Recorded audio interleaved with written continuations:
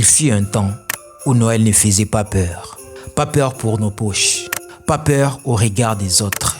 Un temps où Noël n'était pas une performance sociale, mais un moment humain. Pas des smartphones, pas des photos parfaites, pas des complexes, juste des familles. Des rues pleines et des souvenirs qu'on n'a jamais filmés parce qu'on les vivait. Aujourd'hui, vous allez découvrir avec moi cette histoire de Noël autrement. J'aimerais que cette vidéo, si possible, vous la regardez en famille et vous compreniez pourquoi nous fêtons Noël. Et que vous mettez d'abord vos téléphones de côté et on va comprendre comment est-ce que nos téléphones nous ont détruits.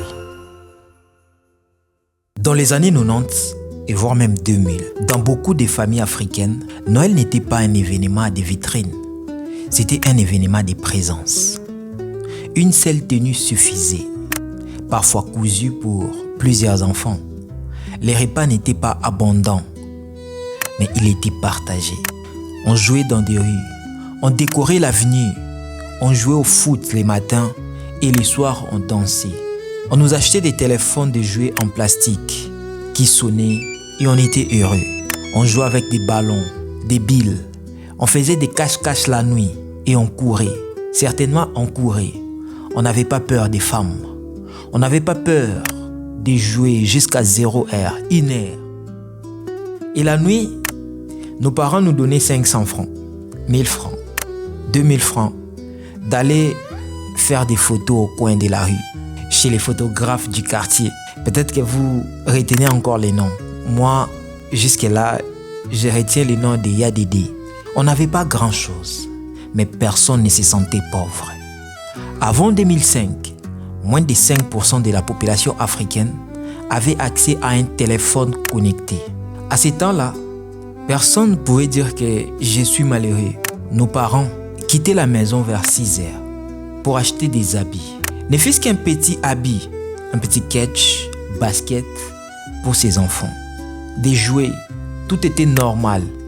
Il y avait ce qu'on appelle l'amour. Le désir n'était pas d'impressionner. Le désir, c'était d'être ensemble. Noël, ce n'était pas ce qu'on recevait. C'était ce qu'on vivait. Pas de comparaison. On ne se comparait pas. Je viens, mon ami vient. On m'a acheté ceci. Et ça, c'est pour toi. Et ça, c'est pour toi. Regarde pour moi. Tiens ça. Joue avec ça. Et c'était comme ça. Pas de jugement.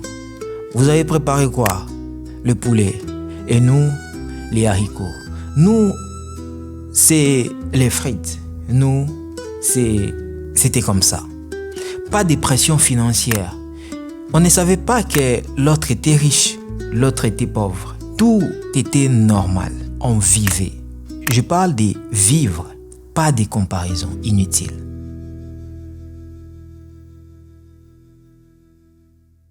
Il n'y avait pas de smartphone.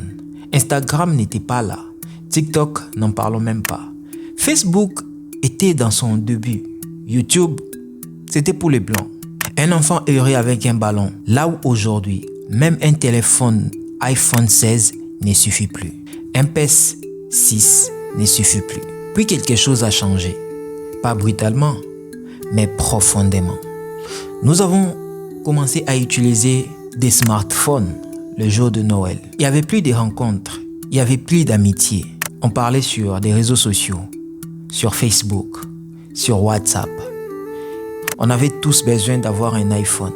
D'autres ont utilisé leur dignité pour ces iPhones, pour des BlackBerry. D'autres ont vendu leur âme pour des téléphones. Il y a eu ce qu'on appelle des comparaisons sociales. Celui-ci se compare parce que moi j'ai un iPhone. Celui-ci dit moi j'ai un BlackBerry. Celui-ci un iPhone. Tous voulaient avoir ou ressembler à aujourd'hui appelé influenceurs. On a perdu notre valeur. On a perdu notre dignité. Qui peut aujourd'hui rester 10 minutes sans son téléphone à la maison, partagé en famille? En famille aujourd'hui, chacun avec son téléphone. On oublie la valeur familiale. Noël est devenu une vitrine, une compétition silencieuse. Entre 2015 et 2023, le nombre d'utilisateurs des réseaux sociaux en Afrique a été multiplié par plus de 4. Et ce qui est plus choquant, le peu est devenu honte. La simplicité est devenue suspecte. Les cheveux des filles doivent être cabello, doivent être des mèches. Or avant, tout était simple. Des petits nattes et c'était normal. Et aujourd'hui, quand tu es simple, c'est comme si tu es perdu. Aujourd'hui, Noël fatigue plus qu'il ne rassemble. Les gouvernements ne veulent plus aider la population. Famille divisée. La haine est devenue partout. La jalousie. Invitation calculée. On ne peut plus inviter tout le monde parce qu'on n'a pas assez de moyens. C'est devenu quelque chose d'extra, de bien manger. Orgueil social et voire même de la méchanceté banalisée.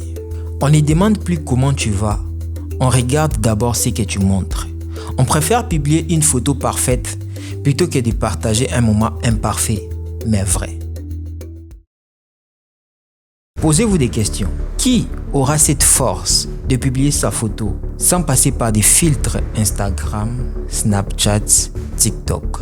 Ou publiera sa photo sans make-up, sans toucher quelque chose? C'est devenu quelque chose d'extra, de rare de nos jours. Qui peut publier une photo sur Facebook sans la retoucher? Qui peut publier une vidéo sur Facebook sans la retoucher? Personne. Le problème n'est pas les progrès. Le problème, c'est l'oubli. L'amour ne se photographie pas. La dignité ne se publie pas. La simplicité n'est pas la pauvreté. C'est ce que nous avons oublié. Des archives comme ça nous rappelle qui on était. L'amour qu'on avait avant. L'amour ne se photographie pas. Ça se vit. Peut-être que le vrai esprit de Noël, ce n'est pas ce qu'on montre. C'est ce qu'on partage. Si vous avez des photos, des vidéos, des souvenirs de Noël ou Bonana, partagez-les. Notre histoire mérite d'être racontée. Montrez à nos enfants qu'ils ont perdu la vue, qu'ils ont perdu leur chemin. Et aujourd'hui, c'est possible de remettre ces chemins-là. Il suffit de comprendre que nous devons vivre nos moments. C'est important pour nous. Ceux qui montrent la valeur aujourd'hui sur Internet sont perçus comme des sans valeur. Et on doit changer le monde. C'est possible de le faire. Avec Toufface Actu, nous allons le faire. Et nous allons continuer de bâtir un empire des enfants et des adultes. Rassure-toi de t'abonner sur Toufface Actu. Nous décortiquons des actualités africaines et du reste du monde. À plus.